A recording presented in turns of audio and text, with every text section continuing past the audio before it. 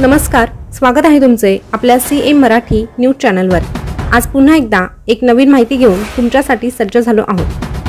प्रेमात तो विकृत झाला आणि तिच्या 12 वर्षाच्या मुलालाच त्याने संपवलं आणि घरामध्ये सापडला तो भयंकर अवस्थेत। नेमकं हे प्रकरण काय आहे, कुठे घडलं, कसं घडलं याविषयी संपूर्ण माहिती आजच्या या व्हिडिओच्या माध्यमातून आपण जाणून घेणार आहोत।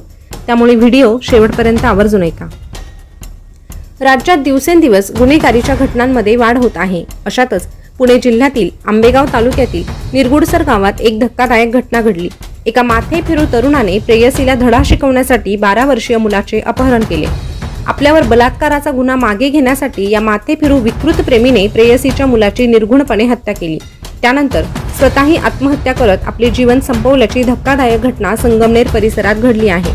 पोलिसांनी दिलेल्या माहितीनुसार दिनांक 24 डिसेंबर रोजी मयत विद्यार्थी आर्यन विक्रम चव्हाण वय 12 याचा मृतदेह संगमनेर जवळील राजापूर परिसरात एका कोरड्या विहिरीत सापडला होता।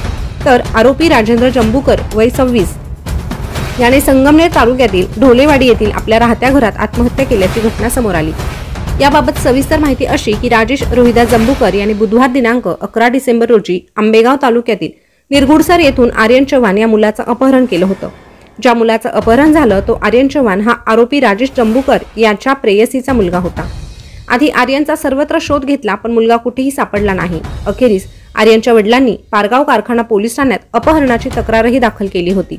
यानंतर आरोपी राजेश जंबूकर हा आर्यन चव्हाण या विद्यार्थ्याला घेऊन फरार होता। पोलिसांनी आरोपीचा तपास सुरू केला परंतु आरोपी राजेंद्र जंबूकर हा कुठेही सापडला नाही। मात्र मंगळवारी दिनांक 24 डिसेंबर 2024 रोजी सकाळी 9 वाजेच्या सुमारास राजेंद्र जंबूकर यांनी ढोलेवाडी येथील राहत्या घरात गळफास घेऊन आत्महत्या करून आपली जीवनयात्रा संपवली असल्याची माहिती समोर आली। परंतु आर्यन चव्हाण कुठे आहे असा प्रश्न सगळ्यांनाच पडलेला होता। पारगाव पोलीस या प्रकरणाचा तपास करत असताना अपहरण झालेल्या मुलाचा मृतदेह त्यांना मंगळवारी 24 डिसेंबर 2024 रोजी उशिरा संगमनेर तालुक्यातील राजापूर शिवारात आढळला। अनैतिक संबंधातून हे सर्व प्रकरण घडल्याचं बोललं जात आहे। ही सर्व घटना संगमनेर परिसरात घडली असल्याने आणि संगमनेर पोलिसांनी घटनेसंदर्भातील कागदपत्र पाठवली नसल्याने आंबेगाव तालुक्यातील पारगाव पोलिसांनी याबाबत प्रतिक्रिया देण्यास नकार दिला। या प्रकरणी गुन्हा दाखल करण्यात आलेला आहे। या प्रकरणाचा पोलीस अधिक तपास करत आहे। तरीही नवीन अपडेट जाणून घेण्यासाठी आपल्या CM मराठी न्यूज चॅनलला सबस्क्राइब करा। शेजारचं बेल बटन प्रेस करून ठेवा जेणेकरून नवीन आलेली माहिती सगळ्यात अगोदर तुमच्यापर्यंत पोहोचेल।